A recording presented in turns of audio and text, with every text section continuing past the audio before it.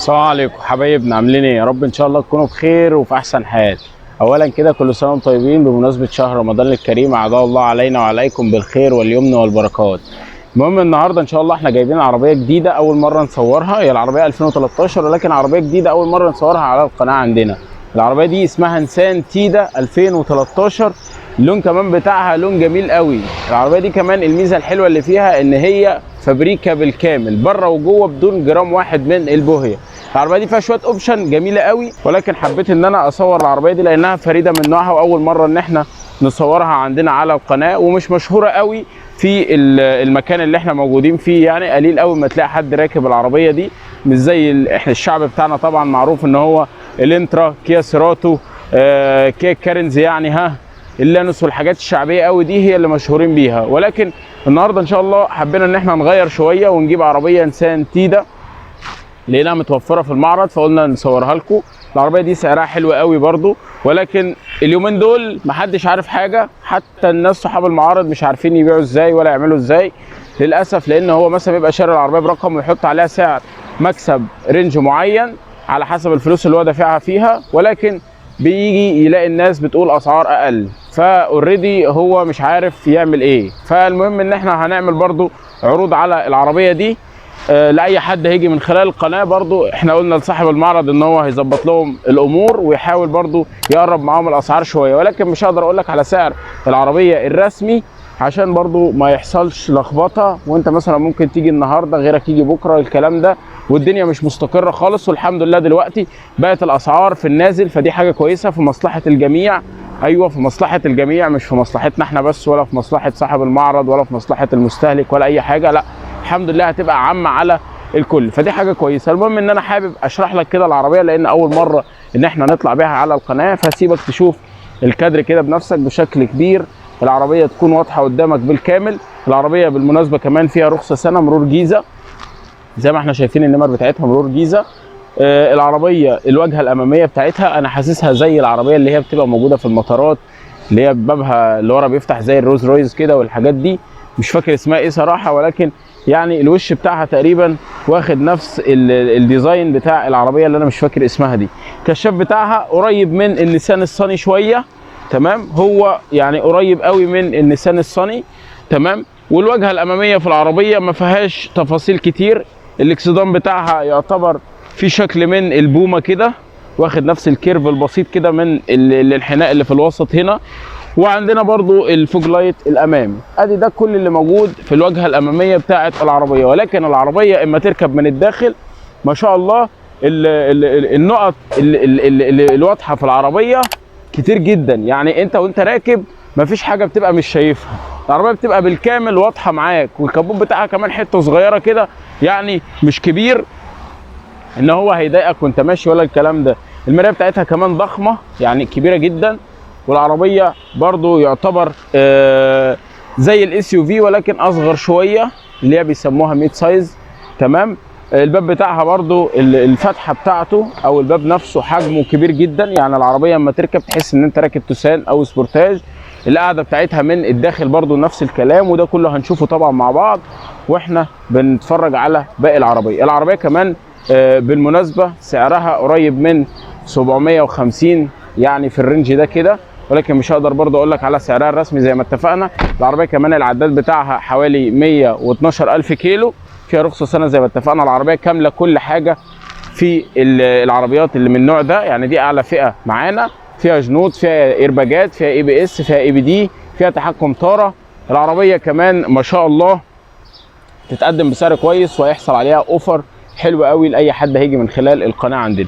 تعالى دلوقتي العربيه كمان بالمناسبه طبعا فابريكا بالكامل، مش عارف احنا قلنا في اول الفيديو ولا ايه، فابريكا كلها ما فيهاش ولا جرام واحد من البوهيه.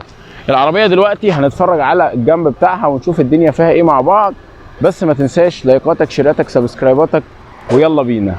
وقال لك ايه؟ قال لك سعيد ومسعد واللي يصلي على النبي يسعد. يلا صلي على النبي معانا وتعالى ما نكمل في باقي الفيديو، يلا بينا. طيب تعالى ما نشوف بقى جنب العربيه دلوقتي مع بعض في السريع كده عشان خلاص المغرب قرب جدا، فاحنا هنتفرج كده في السريع. العربيه ما شاء الله مش محتاجه اصلا ان انت تتكلم عليها.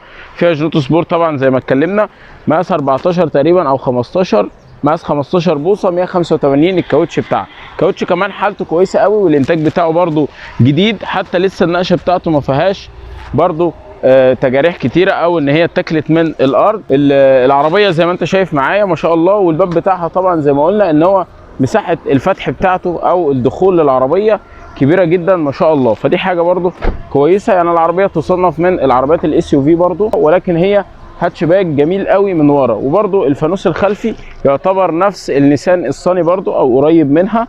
هنشوف دلوقتي واحنا بنتفرج على ظهر العربيه. والعربيه طبعا من الخلف زي ما احنا شايفين مع بعض نفس الديزاين بتاع برضو العربيه اللي احنا قلنا عليها اللي هي بتبقى موجوده في المطار دي، تقريبا واخدين نفس الديزاين بتاعها. كمان الكشافات الخلفيه هنا نفس النيسان الصني بالظبط، يعني او قريبه منها في الشكل، ولكن تقريبا هي واحد. والله هم لقوا كشاف زياده عندهم فراحوا حاطينه هنا، ما علينا من الحوار ده. ولكن العربيه دي كانت قبل النيسان الصني اللي هي الجديده اللي موجوده الفيس ليفت حاليا، لان دي 2013، والنيسان الصني اللي هي الشكل اللي موجود دلوقتي تقريبا بدأ تصنيعه من 2014. عندنا الشنطه بتاعتها برضو بتفتح هنا زي ما احنا شايفين، اسمها نيسان تيدا بالمناسبه. طبعا احنا قلنا الكلام ده. الشنطه بتاعتها برضو حجمها مناسب قوي وحجمها كبير حلو، يعني ممكن 500 لتر، والكراسي بتاعتها برضو بتتقلب، وفي هنا كمان عازل بين الكراسي وبين الناس اللي هي راكبه جوه. تمام، ده كان بشكل عام كده ظهر العربيه. وبشكل سريع برضو عندنا الاستبن هنا بتاع العربيه او السبير بيكون جانت عادي مش جانت سبور، ولكن بمقاس الكاوتش جانت عريض، يعني نفس الابعاد بتاعه الجانت السبور.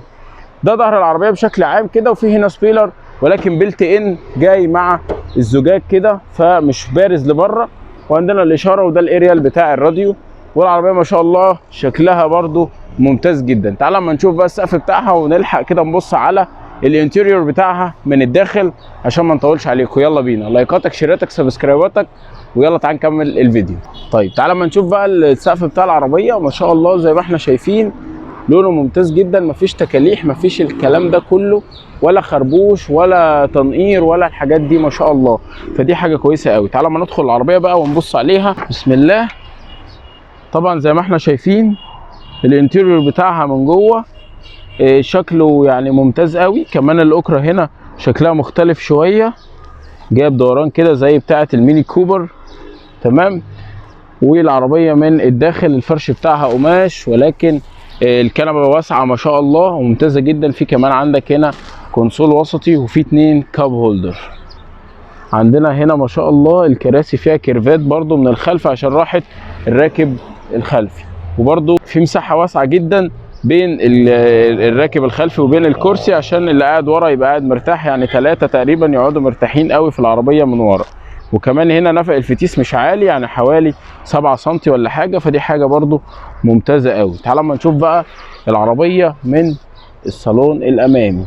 عندنا اول حاجه طبعا زراير الزجاج زي ما احنا شايفين، والعربيه فيها مرايات ضبط كهرباء وليس ضم زي ما انت شايف قدامك. عندك فتحه الكبوت، هنفتح طبعا ونبص على المكنه كده في السريع. وعندنا طبعا الكراسي زي ما اتفقنا ان هي بالكامل من القماش. وعندك فيه هنا مسند وسطي زي ما احنا شايفين. العربيه طبعا اوتوماتيك كامله كل حاجه. في عندك هنا مالتي فلتاره، وفي ايرباج وايرباج برضو الناحيه الثانيه زي ما احنا شايفين كده ما شاء الله. فدي حاجه محترمه قوي. تعال اما نشوف بقى باقي التفاصيل. العداد، عندنا عداد العربيه طبعا 130,000 كيلو. انا غلطت في الاول وقلت 112، هي 130,000 كيلو. برضو عدادها صغير. عندنا كمان الكاسيت بتاع العربيه كاسيت عادي تكييف تاتش ما شاء الله، حاجه محترمه. عندنا فتيس اوتوماتيك. العربيه بشكل عام ما شاء الله محترمه جدا.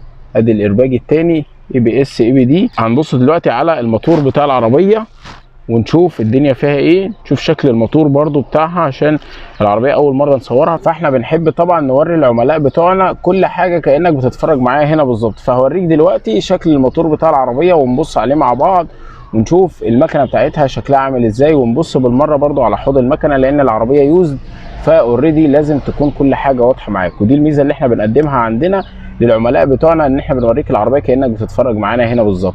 ما تنساش بقى لو انت وصلت لحد هنا لايكك الجميل لو انت لسه ما عملتش لايك، واشتراك طبعا في القناه لو انت لسه ما اشتركتش معانا عشان تستفيد بكل عروض احنا بننزلها. وبحاول برضو اوفر لك افضل الاسعار واحسن الحالات ان شاء الله رب العالمين. هنوفر حاجات كتيره جدا في خلال الفتره الجايه، بس انتوا دعواتكم معانا في الشهر الكريم المبارك، وكمان اعمل لنا اشتراك عشان تستفيد بكل العروض اللي جايه معانا. يلا تعالوا نشوف موتور العربيه ونختم الفيديو، وكل سنه وانتم طيبين. طيب هنشوف بقى الموتور بتاع العربيه. ما شاء الله ادي الموتور، وادي برضو حاله حوض العربيه. ما شاء الله حاجه ممتازه قوي العربيه ما شاء الله. حبيت بس ان انا اوريك المكنه والحوض بتاعها عشان احنا اول مره نصور النيسان التيدا.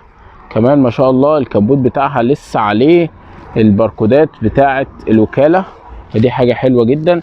بطاحات الحاجات دي كلها ما شاء الله. الزنب بتاعتك الدنيا ما شاء الله ممتازه جدا. البطاريه كمان شكلها لسه جديده.